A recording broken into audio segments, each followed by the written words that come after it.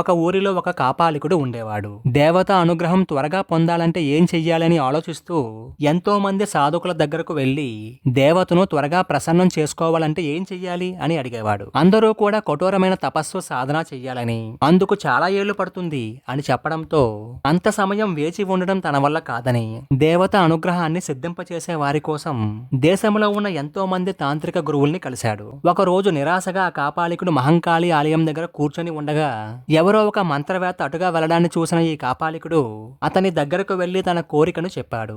అప్పుడు ఆ మాంత్రికుడు మహంకాళి ఆలయానికి చాలా దూరంలో ఉన్న ఒక శిలాశాసనాన్ని చూపించి ఇందులో చెప్పబడిన ప్రకారం 100 మేకల్ని ప్రతి అమావాస్య నాడు అర్ధరాత్రి శ్మశానంలో ఒక నపుంసకుడు చూస్తూ ఉండగా ఒక్క వేటుకే ఆ మేక తలకాయని నరికి ఆ రక్తాన్ని శరీరానికి రాసుకొని ఆ మేక మాంసాన్ని రక్తంలో కలిపి శ్మశాన కాళీకి నైవేద్యంగా అర్పిస్తే అప్పుడు నువ్వు కోరుకున్న విధంగా దేవత అనుగ్రహం కలుగుతుందని చెప్పడంతో ఇక ఆ కాపాలికుడు వెంటనే ఆలస్యం చేయకుండా ప్రతి అమావాస్య నాడు ఒక నపుంసకుడు చూస్తూ ఉండగా ఒక మేకను అర్ధరాత్రి శ్మశానంలో అమ్మవారికి బలిచ్చేవాడు. అలా ఆ కాపాలికుడు అప్పటి వరకు 99 మేకల్ని అమ్మవారికి బలిచ్చాడు. ఇక ఆఖరి అమావాస్య రోజు అర్ధరాత్రి కారు చీకటిలో 100వ మేకను బలివ్వబోతుంటే అప్పుడే ఆ మేక ఆ కాపాలికను చూసి పకపకా నవ్వి వెంటనే ఏడ్చింది. అది విన్న కాపాలికుడు ఒక్కసారిగా అదిరిపడి ఎవరలా గట్టిగా నవ్వి ఏడుస్తుంది అంటూ గట్టిగా అరిచాడు. ఇక ఆఖరికి అనుమానం వచ్చి ఆ మేక వంక చూశాడు.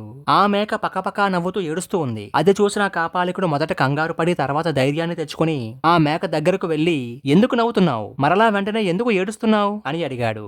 నేను కూడా ఒకప్పుడు నీలాగే కాపాలికుణ్ణి. 100 మేకల్ని అమావాస్య రోజు అర్ధరాత్రి శ్మశానంలో అమ్మవారికి బలిచ్చి పూజిస్తే అమ్మవారు ప్రత్యక్షమవుతుందని ఒకడు చెప్పాడు. నేను కూడా 100 మేకల్ని బలిచ్చాను, కానీ అమ్మవారు ప్రత్యక్షం కాలేదు. కానీ 100 మేకల్ని నేను బలి ఇచ్చిన పాపానికి ఇప్పటి వరకు 100 జన్మలుగా మేకపోతనై పుట్టాను. ప్రతి మేక జన్మలోనూ నీలాంటి వాడు ఎవడో ఒకడు నన్ను శ్మశానానికి తీసుకుని వచ్చి నరకడం 99 జన్మలుగా జరుగుతూనే ఉంది. ఇక ఇది నా 100వ మేక జన్మ. ఇప్పటితో నాకు ఈ మేక జన్మ నుంచి విముక్తి కలగబోతుందని తలుచుకుంటే ఆనందంతో నవ్వొచ్చింది. కానీ నాలాగే నువ్వు కూడా అజ్ఞానంతో 100 మేకల్ని బలిచ్చే పనిలో ఉన్నావు. ఇక నువ్వు ఈ జన్మ చాలించిన తరువాత 100 జన్మలు మేకగా జన్మించి నాలాగే శ్మశానంలో వధించబడతావని తలుచుకుంటే ఏడుపొచ్చింది అని ఆ మేక చెప్పగానే అది విన్న కాపాలికుడు అయితే అమ్మవారికి బలిస్తే నిజంగా కనిపించదా అని అడుగుతాడు. అప్పుడు ఆ మేక ఒరే పిచ్చివాడా, ఇలాంటి పనులు చేస్తే అమ్మవారు అనుగ్రహించర్రా అని చెప్పగానే అలా అయితే నేను నిన్ను బలి ఇవ్వను, నేను మేకగా జన్మించలేను అని ఆ కాపాలికుడు చెప్పగానే నువ్వు నన్ను విడిచిపెట్టినా నాకు ఈ రోజు మరణం తప్పదు అని ఆ మేక చెప్పేలోగా పెద్ద గాలి వీచి అక్కడ కర్రకు కట్టిన కత్తిపడి మేక తల తెగి చనిపోయింది. అది చూసిన కాపాలికుడు భయంతో పారిపోయాడు. కానీ తరువాత జన్మలో మేకగా పుట్టి కర్మఫలాన్ని అనుభవించసాగాడు. అమ్మవారు గాని దేవతలు గాని జంతుబడులు అడగరు.